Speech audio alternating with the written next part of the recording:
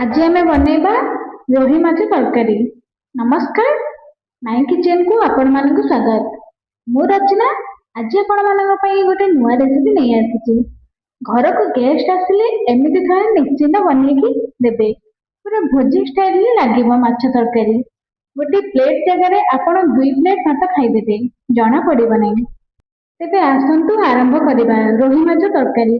वीडियोटी को स्किप न करी शेष जाए देखिबाकू अनुरोध। माछ को प्रथम मु लुण हलदी गोलाई भाजी मैंने भी माछ को प्रथम भाजीदेवे। आम माछ तरकारी मसला रेडी करवा।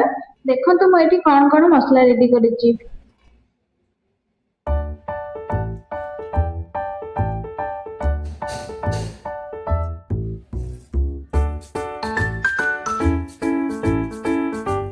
मुझे बटा जाइथिबा मसला सहित गुंड मसला को मिसई दउची। केमिति कि लुण लंका हलदी गुंड चिकेन मसला आउ तेल एसबू को आपण माने भल से मिसई देबे।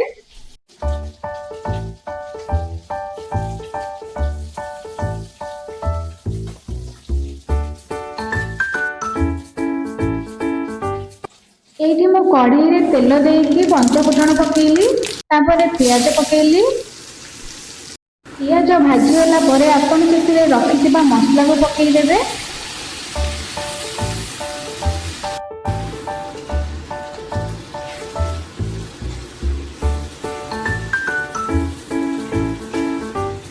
तापर आपण मसलार कंचा स्मेल जीवा पर्यंत ताको भाजिबे। तापर टमाटो मु पकेइदेली। देखंतु एबे तेल केमिति मसलार छाड़ी आसलानी। तो हमार पूरा मसला रेडी। आपण सेतिरे माछ को पकेइ देबे। तापर माछ को किछ समय आपण कसिला परे सेतिरे पानी देई देबे।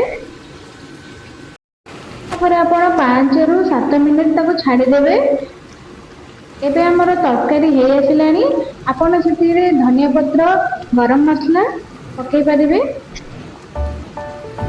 देखंतु माछ तरकारी हमर केते सुंदर देखाउची। एबे हमें ताको प्लेट को सर्व करिबा। सतरे माछ तरकारी बहुत टेस्ट हेतिला। आपण माने घरे निश्चिंत एमिति बनांतु। प्लीज मो वीडियो रे लाइक करंतु एंड सब्सक्राइब करंतु। रहिली नमस्कार।